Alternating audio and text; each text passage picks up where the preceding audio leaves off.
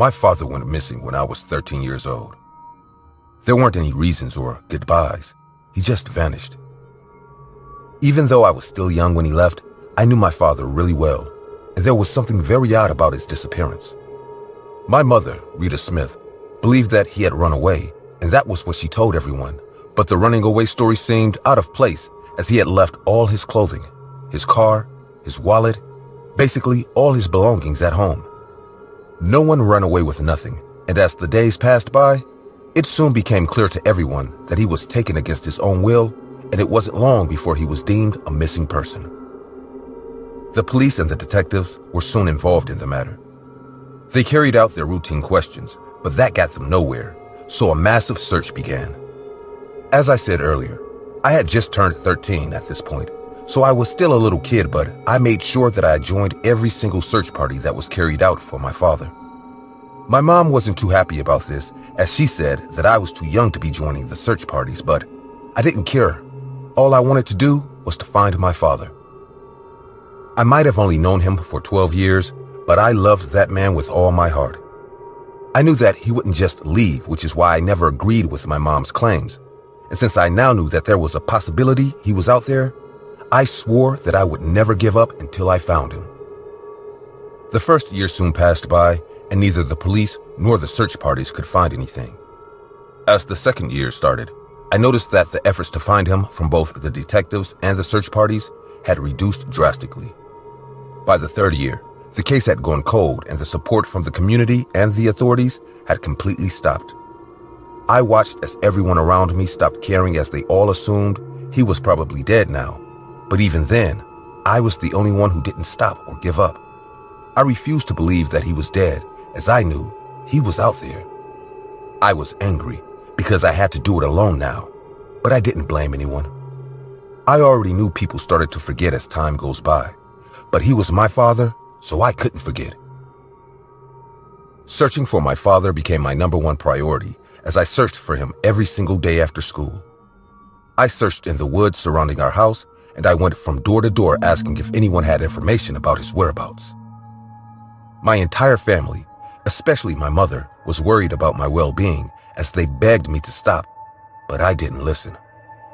I didn't know why, but for some reason, I had this feeling every night while I lay on my bed that my father was close to me.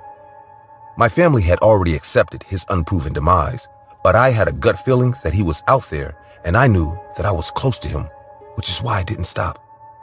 As the years went by, my determination to find my father only increased, and my focus never wavered. I knew that I would find him one day, no matter how long it took. And unbeknownst to me, at that time, that day was quickly approaching. At this point, it had been about 8 years since my father's disappearance. I was 21 at the time, and I was in college studying criminal justice and criminology, with hopes of becoming a detective in the future. The year was 2009, and I had just come home from spring break. As I always continued my search whenever I came home. But it'd been 8 years of searching, and I hadn't found anything. So I decided to take a different approach. It'd been a while, but I decided to try to remember the last night I had seen my father. I essentially took my mind back to the crime scene to see if there was anything that I could pick up or notice. Since it was a traumatic event that happened during my childhood, I didn't have much trouble recollecting the events of that night. I was watching cartoons on the couch, and I remember my parents talking. They weren't arguing, but I could tell that they were having a pretty serious conversation. They talked for a couple of minutes before they went into my room for privacy.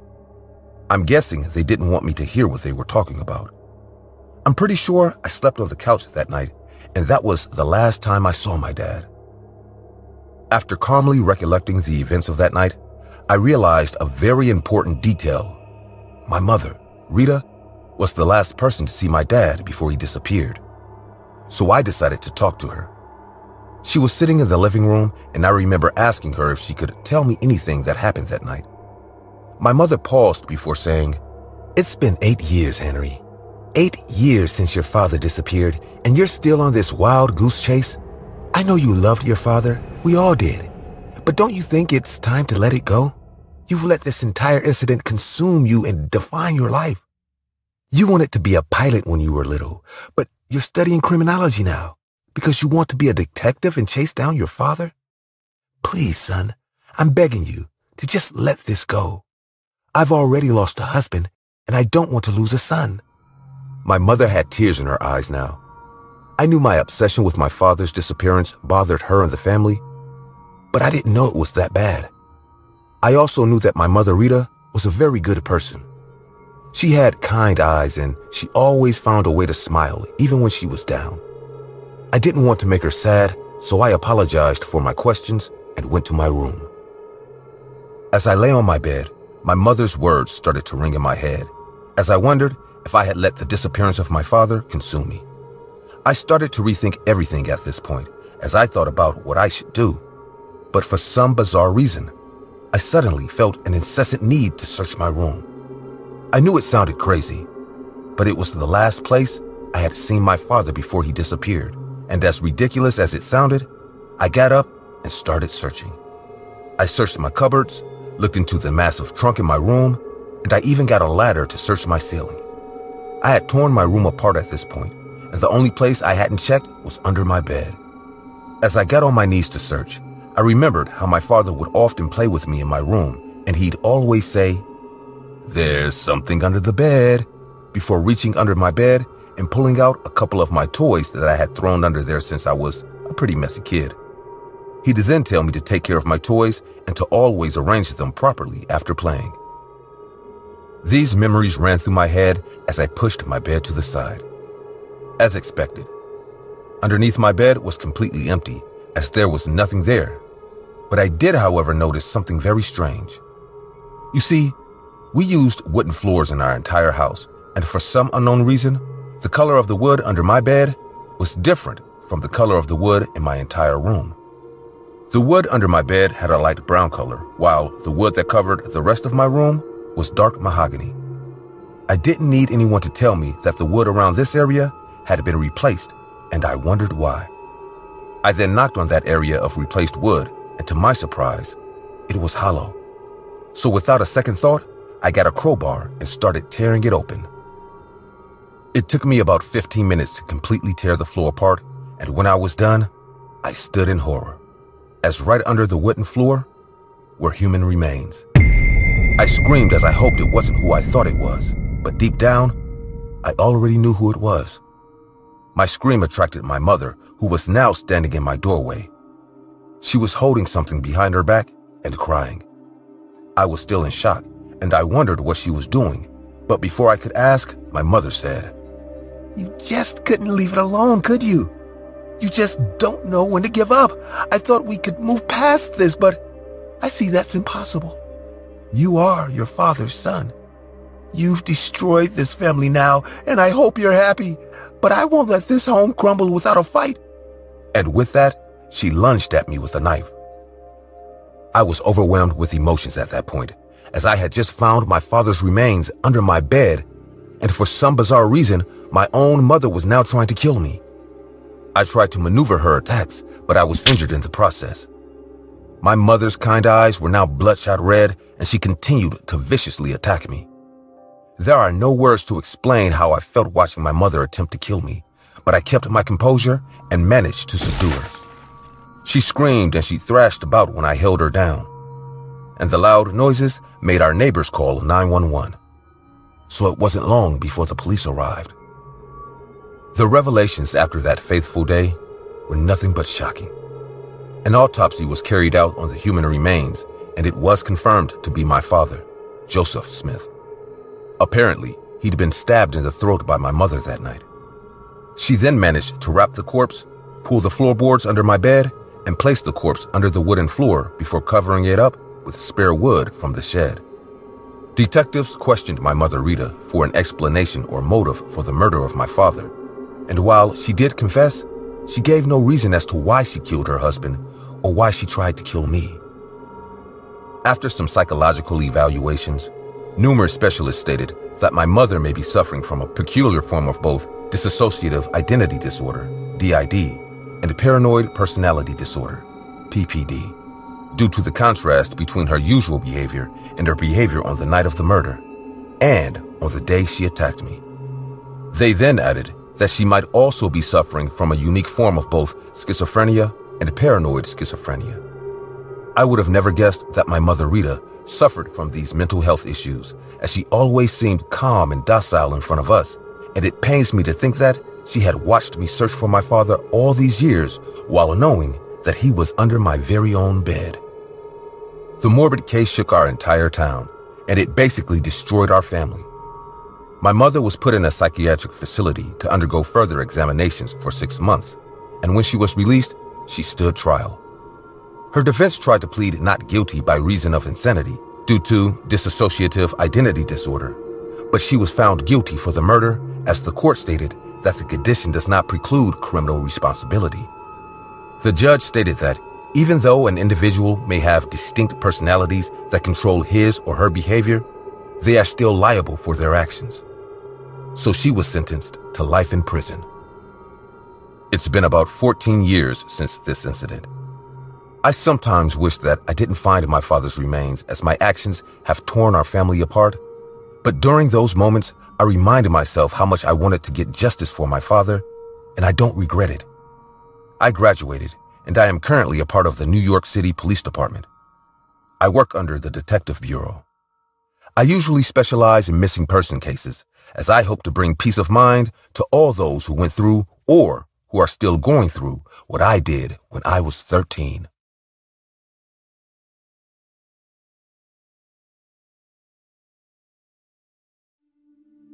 Hello, guys. My name is Barry. I'm just an ordinary person like you. But recently, something happened that I just couldn't ignore. Something that gave purpose to my life. Something that changed me forever. Before I tell you what happened, you should know something about me. As a child, I was a missing person. Some men kidnapped me right after school and demanded a huge reward for me. My parents had to go into a huge amount of debt to pay the ransom, and the police never found out, as my parents were told that they would hurt me if they did. 30 years have passed since that fateful day. As soon as I was old enough, I moved out of that town, as everything reminded me of my time in captivity. But you know what? I decided to go back. I knew I had to fight my fears, and this was a great opportunity to see my parents, my brother, and my nephew, whom I've never met until now. Once I got back here, all the memories came flooding back. The darkness of the night, the abandoned factory where they kept me, the street where they put me in that huge white van. All these things seemed like a part of a distant nightmare, and now they had become real. Once I got home, I settled into what used to be my room and adapted to the town for the next few days. I knew that being here was going to be difficult, but somehow I was managing.